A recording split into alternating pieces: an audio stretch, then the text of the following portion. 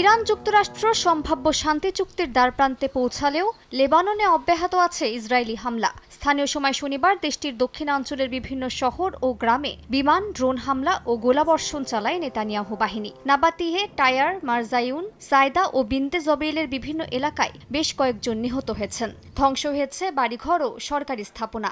একই সঙ্গে 24টি শহর ও গ্রামের বাসিন্দাদের ঘর ছাড়ার নির্দেশ দিয়েছে দখলদাররা।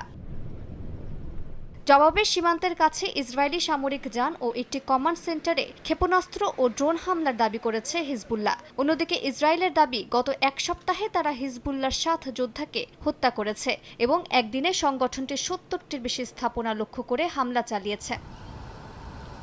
চলমান সংঘাতের মধ্যেই আগামী 22 জুন ওয়াশিংটনে নতুন দফা আলোচনায় বসতে যাচ্ছে লেবানন ও ইসরায়েল। যুক্তরাষ্ট্রের মধ্যস্থতায় সীমান্তবর্তী একটি পাইলট জোন থেকে ইসরায়েলি সেনা প্রত্যাহার এবং সেখানে লেবাননের সেনাবাহিনীর পূর্ণ নিয়ন্ত্রণ প্রতিষ্ঠার বিষয়টি আলোচনায় গুরুত্ব পাবে।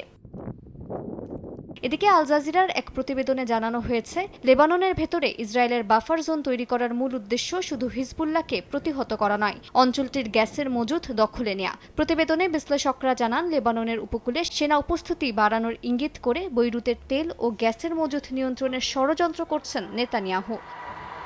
মালিহা সুহরওয়ার্দী, সময় সংবাদ।